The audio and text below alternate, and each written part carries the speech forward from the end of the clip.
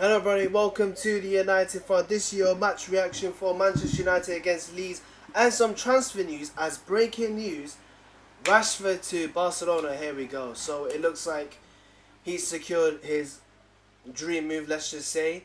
And we'll also talk about, should Manchester United pursue a midfielder after watching um, a waste of time. I mean, I wouldn't say waste of time. I mean, people intrigued to watch the match, but after watching the match, should United pursue a midfielder? We'll talk about that. So, obviously, we'll start with the match reaction, of course. So, Manchester United against Leeds. So, how do I sum this up? I mean, obviously, unfortunately, I couldn't do the watch along because, I mean, I got caught up with something. I mean, absolute bullshit. So, but at the same time, I'm pissed off but relieved because it was. I mean, I did watch the whole game. I just didn't do a watch along on it. So, I wasn't able to do the match live. But I mean, looking at the match, I mean, I have to say, first half, I mean, we couldn't get the grip of the game. Overall the game still the same United. I mean, you don't turn up in the first half, and second half you somehow push in sixth gear. It's just, what do you expect? I mean, Amrin made one signing, which is Cunha, and you could say Leon, but it's still the same team from last season. And people thinking, oh, pre-season is going to help him. No. Pre-season with the players that he wanted before going on tour would have helped. But, of course, and Broma obviously announced, that's great. He'll be obviously on the tour to the US. But, like a striker, a goalkeeper, and a midfielder, perhaps, we're not going to get that in pre-season. We'll probably get that probably when we face, Arsenal and Fulham. Probably before the January transfer window. So, it's quite annoying. But, I mean, how do I say? I mean, first off, we were just we couldn't get the grip of the game. I mean, Leeds were just, this is Leeds. Look, I know Leeds have, come back from the Championship, but still, even as United, and eventually we're going to face them, but when facing Leeds that are below, and you probably say most people would say they will get relegated. I mean, our next games are going to be in the summer series: Bournemouth, Everton, and West Ham. Perhaps, probably, a step up, better team than Leeds.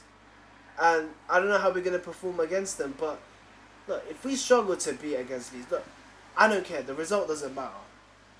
Except for the fans that were there in Stockholm. You probably wanted goals and you probably wanted a result. That's more of an icing on the cake. But today's pre-season isn't about results. It's about fitness and performances. And about how Amrin, how we can see Amrin's style of play being developed. But I'm just really pissed because talking about the first half, not getting the grip of the game. He starts Bruno and Cunha as 10s, when in fact during the game it wasn't as it was supposed to be. He stopped playing Bruno in the 10 for 5 minutes. And look, of course, Amrin wants his number 10s to be mobile, and Bruno ain't mobile. He's not quick enough. He's not quick enough to be like more like in Mbromo and Cunha. That's why they got Mbromo and Cunha. And that's why he wants him to play in the 8. But I don't understand. Knowing him, I'm going to talk about Bruno later on, as you can see, as I pointed it out. But, he puts Bruno in the midfield. Not only that, he puts Collier at number 10 initially. And then later on, he puts him at wing back. And Ahmad in the 10. And I'm thinking to myself, well, how was this supposed to be set up? And look, again, this whole bullshit. I'll talk about Bruno in later on, but the first half, we couldn't get the grip on. I think somehow Leeds done better with us on possession wise, but that's just mainly because they were playing back to goal. Whereas in the second half, and with a complete different team with Mainu and Ugarte in midfield, which I feel that's our strongest double pivot to midfield. you know. But then the question is, where do you put Bruno? And then obviously Mount's there, fit Matoto, but he was really strong, and Rasmus as well. So, I mean, to be honest, I mean, the problem isn't defensively. It's how we transition and attack. It's how we keep the ball. That I mean, Amri said it so many times. Even his first interview when he joined United, we can't keep losing the ball. We can't keep pressing. It's impossible. That's why he said that we should improve on keeping the ball better. But still, this United team wants to give more turnovers like it's nothing. I mean, they could do a bloody record. I mean, I don't know how many turnovers they gave last season. That's a stat, but it pretty sure was a lot. But I mean, and overall in the game, look, I know it's pre-season. I know we want to have better performances. I know we want to see Cunha, which I feel like had a decent game. I wouldn't go overboard by saying, oh, he was amazing. We're gonna cook next. We're gonna cook in the league. No, I'm not deluded like that. But seeing Cunha doing well, and obviously Diego Leon, obviously young, but there's still a player in him. He's, you know, obviously it's a bit weird because we didn't see his aggressive style, but he's really rapid and he's a hard-working lad. So, you know, but obviously you can't take you want to see more, you know, and obviously one preseason isn't enough. You need to see obviously what we're gonna do in the summer series and obviously against Fiorentina. So there's still more matches to be played and obviously sum up every player. But I feel like Cunha did well. Ahmad, I feel like he was for some reason way better in the 10 than in the wing back. Now normally in the wing back, he can provide that extra attack, like almost another attacker when overloaded on that right hand side. But that's the question. I mean, doing well in the number 10, we got Mbromo. Now obviously Ahmad's gonna play wing back. Now obviously it is a very threatening right hand side, Mbromo and Cunha, Mbromo and Ahmad. But that's the question. Ahmad did so well from number 10, and you kind of felt like Ahmad is very limited in wing back. Now obviously I did say if we get Mbromo, that means Ahmad on wing back, which is good because you get to still see Ahmad play. You know, it's not like, oh, we got so much squad depth that we'll probably have to wait for Ahmad to come out half time or whenever he starts in another game. So, you know, but apart from that, I feel like, you know, we didn't create chances in the first half apart from when Chido shot and Chido went to Cunha. But apart from that, I mean, the second half, I mean, we were creating chances. And again, like I said, I've said this before, if Dallo cross, you know, it makes something happen. He does have a good delivery on it, and he finally did it. But, you know, again, who came on? Matoto, was it Tyler? No, Jack Fletcher, Frederiksen, we all know, and yeah, I mean that's about it. Matoto as well. So yeah, but then again, look, I understand when people say, "Oh, but we need to see the first team play because we need to know how they, like, it builds momentum and see, how Amrin will fit." And obviously it's pre-season, so, you know, obviously he would take it seriously. But, you know, especially with the youth as well, you never know. Maybe Jack Fletcher might go on loan. Maybe Matoto might go on loan, who knows? So the players that we play, you never know, they might be let go. Who knows? But anyway, I wanted to talk about Bruno. I mean, you know what? As I was saying during the match preview, I mean, this frustrates me so much. I mean, you look back on that performance, and you kind of felt like, did we regret it? And then people thinking, oh my God, we should have taken 100 million. Because he fits nowhere in the system. If anyone's saying, oh, he's so great in the 8, you're a fucking idiot. You're an idiot. And second of all, him playing in the 8, and people say he plays so well in the 8. The only reason he plays so well in the 8 is because whenever he plays in the 8, he plays like a number 10. So it's almost like we're playing it with 3 10s. And guess what? Whenever we're out of whenever we're out of possession and force a turnover, the team that are attacking us, it's going to be a 3v1. Whoever was next to Bruno, whether it be Ugarte, Mainu, Casemiro, it'll be an easy battle. And that midfield partner of Bruno is going to be left isolated. And this is why I don't want him there. How can you have a free role, Bruno having a free role in a midfield two? I mean, that's compared to what Pogba doing defending duties. It's suicide. It's absolutely suicide. And Amrin should have realised that, and so many United fans have realised that. Should they go with should they pursue a midfielder, which I'll talk about later as well.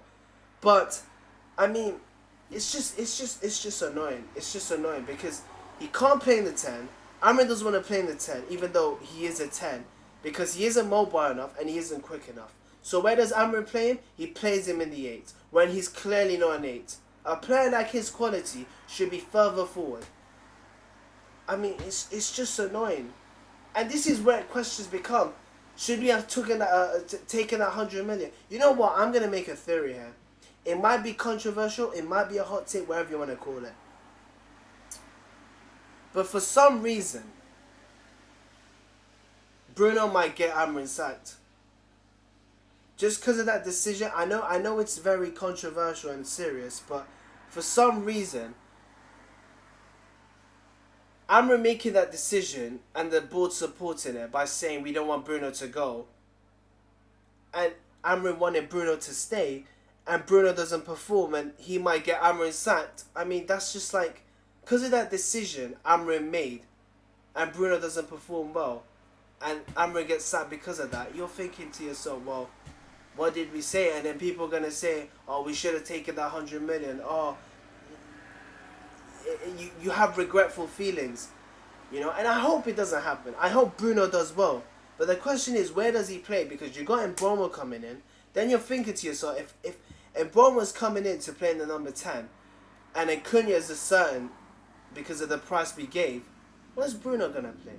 You're definitely not going to put Cunha unless Amrin does something. He probably does that, but, I mean, where can he play Bruno? And there's a reason why he's going to play Bruno there, because he doesn't want him sold and he doesn't fit the system, yet Amrin will make it somehow tick when it can't. And it's just annoying. And I know people are going to say, oh, we should have taken the 100 million so we could have bought 3 players. We could have got Edison. We could have got, I don't know, Sesko. We could have got Emi Martinez at the time. But it is what it is. We can't do anything about it. And you know what? This is going to be an absolute hot topic in mainstream or other YouTube channels, because they're going to keep talking about Bruno. Does he fit in this system? Should he play in the 8? And do we regret not selling him? That's gonna be over every channel, every mainstream media. That's just it's facts. It's facts. This is gonna be the hot topic, But anyway, Marcus Rashford. So obviously, ironically, this breaking news was more relevant than our pre-season match. I mean, but anyway, Rashford to Barcelona. Here we go. I mean, I was absolutely shocked because I was watching the game, and to be honest, it came out of nowhere. It absolutely came out of nowhere, and I mean, look, obviously,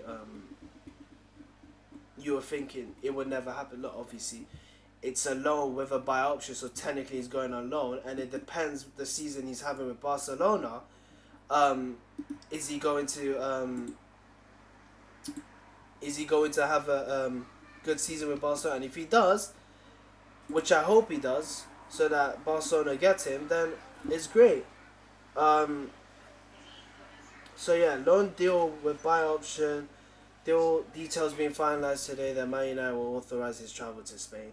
So yeah, it's a loan. I mean, I hope it's not Jadon Sancho deja vu, where we loaned him to Chelsea and they just gave us a free 5 million for free because they didn't sign him. I hope it isn't. And apparently Barcelona do get him, it's for 35 million. And I believe United wanted more. I feel like it should be 40 million minimum, because obviously he's profit. He came from the youth, so you know. Um, what I think about this move, look, it's what he wanted. Look, you could tell by he wanted this deal because he even took a bloody wage cut. And obviously United don't need to cover that until obviously when he comes back next summer. But look, I hope he does well. And look, it's not Play FC, just to let you know, but I'll be probably watching Barcelona games. Probably wanting them to win, so Rashford does well until obviously they face Madrid, because Madrid's my team. But anyway, and yeah, hopefully he does well. I feel like how they're gonna line up. Probably Rafinha in the 10, Lamine Yamal on the right, Rashford on the left, Lewandowski up front. I feel like, I mean, he'll be in the Champions League as well, so probably all of Europe should be shitting themselves. But that's if Rashford's on his day. We all know Rashford on his day could be unplayable, and yeah, you saw with Anthony how he done well at La Liga. Rashford capable of doing that at Manchester United, because obviously he kept coming through England and delivering there, but the problem was confidence and consistency. I don't see why he can't do that.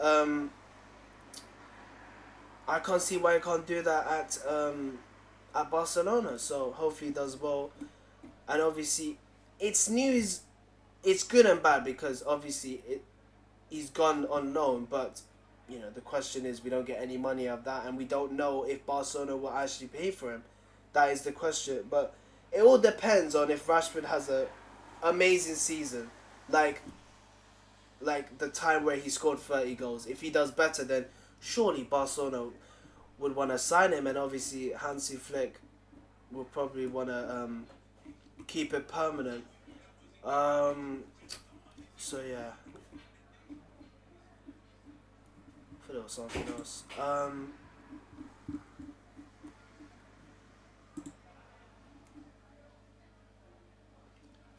But yeah. Anyway, that's the Rashford news. I want to talk about United pursuing a midfielder. Now, look, midfielders who we pursue to, seeing that game, and you clearly know defense isn't the problem. You could probably say goalkeeper, but clearly, Anana wasn't playing Bayern there, and Heaton yet to see more of. But midfield. I said it again with Bruno. The way he takes the ball. There were times when he was at centre half, and I'm thinking to myself, why are you dropping deep? The guy is addicted to the ball. Fucking hell.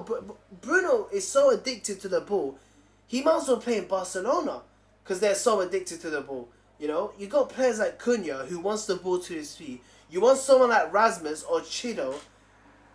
Absolutely starving with limited service. And you want someone who's an absolute number 8 or number 6, whatever, that can stay rigid, stay in his position, not roam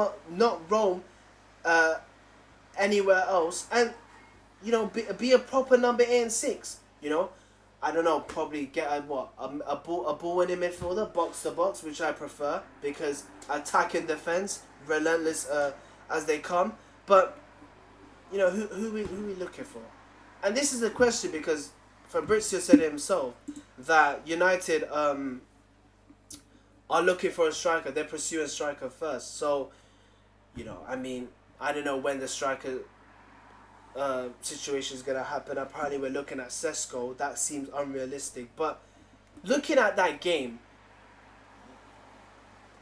you must be looking to yourself. You must be thinking to yourself, fuck striker, fuck goalkeeper, get a midfielder in. Because midfield, you look at that midfield of Casemiro and Bruno. Casemiro has no legs. His legs are gone. He's old. The quality's still there, but he's not a proper system player for that team. Yes, if he was playing a midfield 3 and just sitting where he used to do during his Real Madrid days, that's fine. But he's in a different system, with a different manager, with a different approach and different instructions. And you need someone. Look, I mean, apparently Richard Rios is apparently going to Roma. I mean, they did put a bid in, so obviously here we go. But a lot of United fans, I haven't seen him play. I was supposed to when Palmeiras were playing against Chelsea. Um, but coming from most United fans, people actually like him, and of course I'll take your. I'll probably say, you know what, if they're saying he's good enough, then fair enough. And fair enough, because that's most United fans. You know, he's a 8 and a 6, apparently relentless, hard-working, and stays in his position. Unlike Bruno, who roams around either wing-back, centre-half, maybe even goalkeeper, and bloody striker. I mean, he's always... I mean, you can't have that. You need someone who stays in their position, does their job, and that's it. That's when Bruno can't play in that 8. I mean, it's suicide.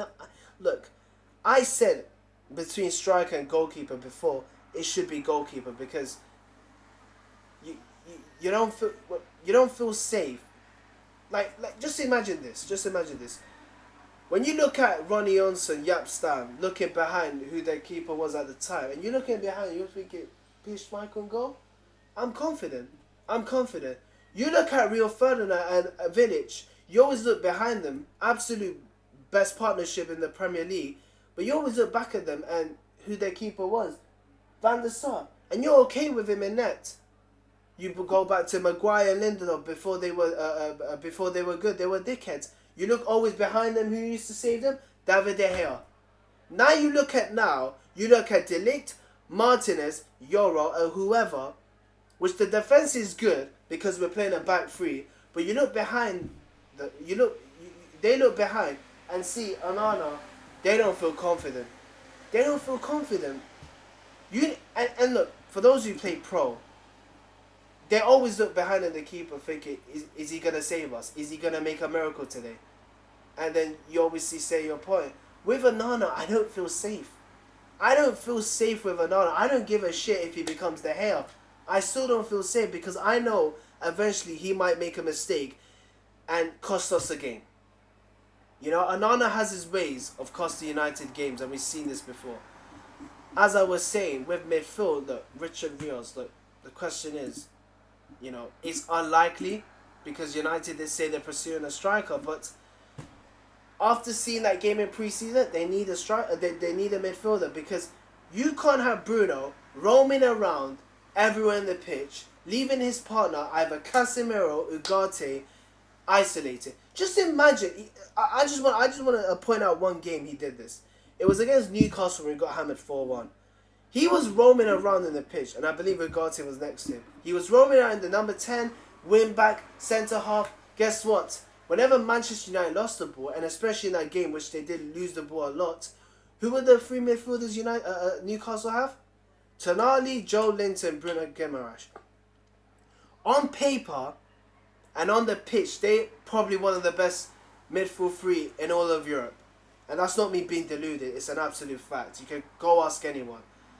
And it's a 3v1 against Ugarte, which is absolutely easy. Absolutely easy. This is why Ugarte was struggling, because he couldn't do it. Like, 3 midfielders against 1. They had everything. Power, technique, strength, or whatever. It's hard. Just imagine you're in Ugarte's position, not having your partner with you, which is Bruno, and you have to face against these 3. Just imagine how hard that is. And that's why you need a proper... Look, Rios, I mean... Look, people might say we might have a midfielder with us already, like Sekou Kone, maybe Maino Ugarte might be the midfield pivot that we that could work. But Bruno, I mean, if he plays Bruno against Arsenal, we're absolutely getting screwed. But if you do see Richard Rios and Ugarte, you'll see aggression, you'll see relentless, you'll see ambition, working hard. That's what these 2 are. That's what you want from a midfield too. A double pivot. But, I mean, I don't know. Look, it seems likely with Richard Rios, obviously, he might go... Actually, I said bloody Roma. He might go... Sorry, it wasn't thingy. Roma, it was actually Benfica, so apologize for that. But Roma were looking for it. I mean, no news yet. But apparently he might look. He might go Benfica.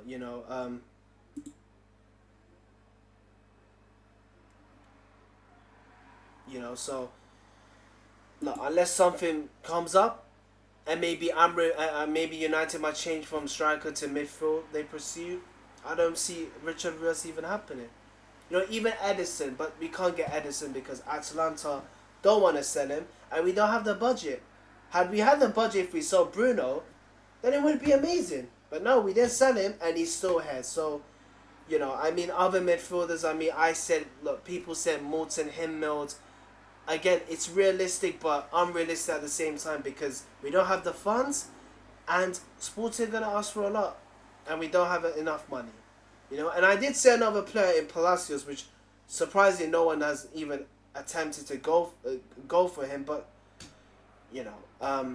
and of course I think he'll probably fit in because he's probably what Amrin wants, aggression, creativity, and he plays in the midfield too. He played that on the Xabi Alonso. So I'm a bit surprised United didn't go for him.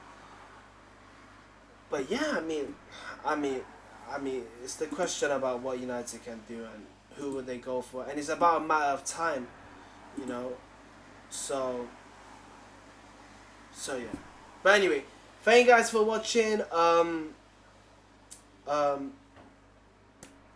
I forget something?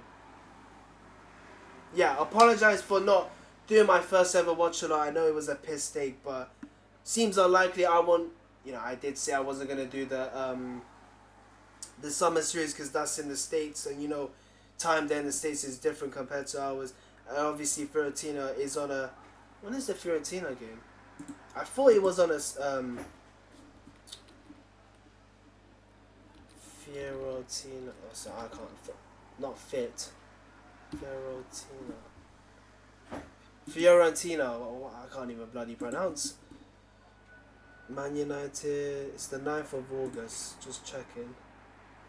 Yeah, it's Saturday. Unfortunately, I can't do it, so that's a bummer. So technically, my first ever watch along would be against Arsenal, which is good because technically it's official, it's a league game, and obviously, what a way to obviously kick off our first game of the Premier League, and very tough as well. Again, if we got West Ham, we got Bournemouth, we got Everton in the summer series, and if we don't make good with these preseason games, then I wouldn't even be surprised if Arsenal get their revenge on 8-2. I wouldn't be surprised. But anyway, thank you guys for watching. Take care. See you on the next one.